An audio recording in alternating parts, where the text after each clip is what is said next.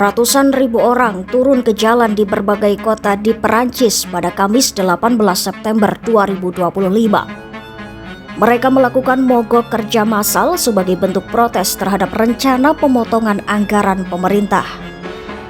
Penyelenggara aksi menyebut jumlah peserta mencapai 1 juta orang. Namun, pemerintah memperkirakan jumlah massa aksi sekitar 500.000 orang. Untuk mengantisipasi kericuhan, lebih dari 80.000 polisi pun dikerahkan.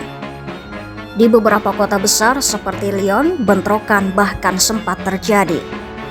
Sementara di Paris, aparat anti huru-hara menggunakan gas air mata untuk membubarkan massa yang merusak toko dan bangunan. Dilaporkan lebih dari 300 orang ditangkap. Lantas, siapa yang mogok? Aksi ini bukan hanya melibatkan buruh industri, tapi juga banyak kelompok lain. Transportasi umum lumpuh, banyak jalur metro di Paris tutup, jalan tol dibakar, dan kereta regional terganggu.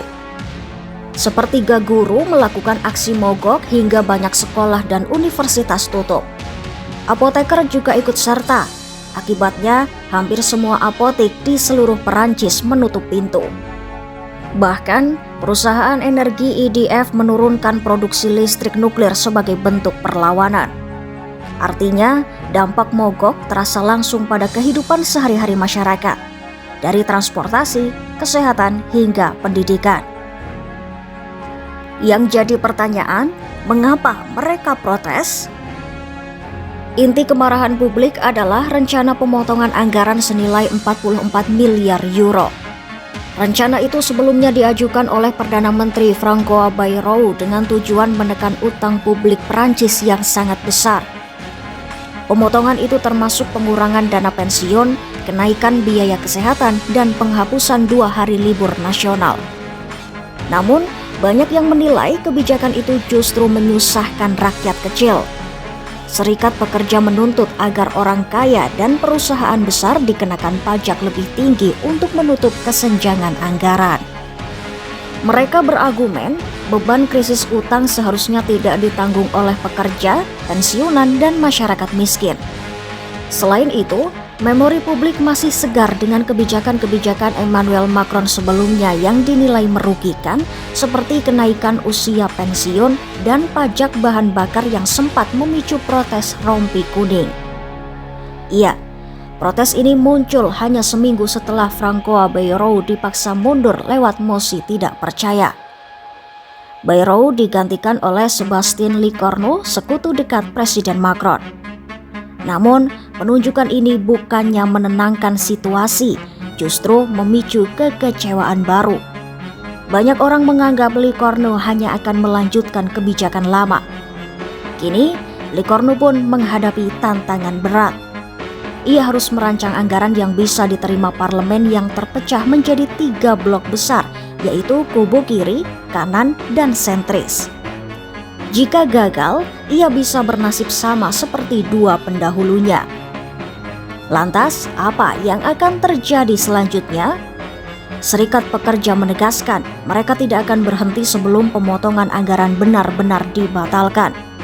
Sementara itu, Perdana Menteri Lecornu sedang bernegosiasi dengan partai-partai oposisi untuk mencari kompromi. Tapi hingga kini belum ada arah yang jelas. Partai Sosialis menilai pemerintah belum punya rencana konkret selain sekadar memangkas anggaran. Jika situasi ini berlanjut, mereka siap kembali mengajukan mosi tidak percaya. Pidato pertama Lecornu di parlemen dijadwalkan pada awal Oktober 2025. Momen itu akan menjadi ujian penting, apakah ia mampu meredakan krisis atau justru memperburuk ketidakstabilan politik di Perancis.